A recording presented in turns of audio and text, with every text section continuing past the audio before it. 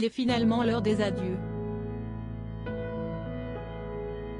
Mylène de Mongeau a tiré sa révérence et ses proches sont venus lui dire au revoir, une toute dernière fois, le samedi 10 décembre 2022.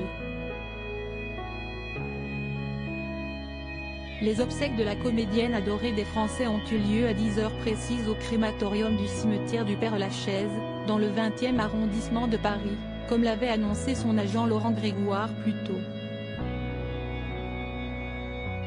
Le sourire aux lèvres, toujours, malgré la souffrance, Mylène de Mongeau avait côtoyé les plus grands en foulant, des années durant, les plateaux de tournage. Si est naturellement, donc, que certains de ses confrères se sont joints aux obsèques, qu'il lui ait donné, ou non, la réplique sur scène ou à l'écran. Daniel Angeli, son photographe depuis 20 ans, Dominique Besnéard, Pierre Richard et sa femme Céla Lasserre, Zinedine Soualem, Daniel Prévost et sa compagne Françoise se sont donc rendus au cimetière du Père-Lachaise pour assister à la cérémonie. Apparemment de nombreuses personnalités n'ont pas pu avoir accès à la salle de la coupole suivant une liste très restreinte. Établie par on ne sait pas qui. Mylène de Mongeau de plus en plus faible. Mylène de Mongeau est morte le 1er décembre 2022 à l'âge de 87 ans à l'hôpital Cognac-Jay de Paris, un établissement spécialisé dans la fin de vie de patients atteints de maladies graves.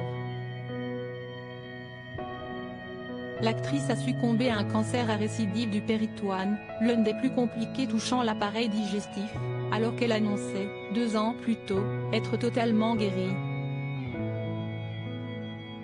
Selon les informations du magazine Ici Paris, elle était, ces dernières semaines, de plus en plus faible et implorait les médecins de faire cesser cette torture.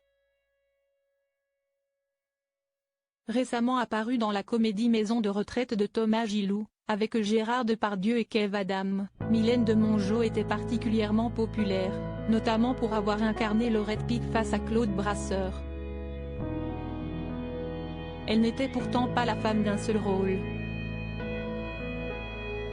En cette décennie de carrière, elle avait tourné dans plus de 70 films dont la trilogie Fantomas dans les années 1960, mais aussi Bonjour Tristesse, Les Trois Mousquetaires ou encore Sois belle et tais-toi.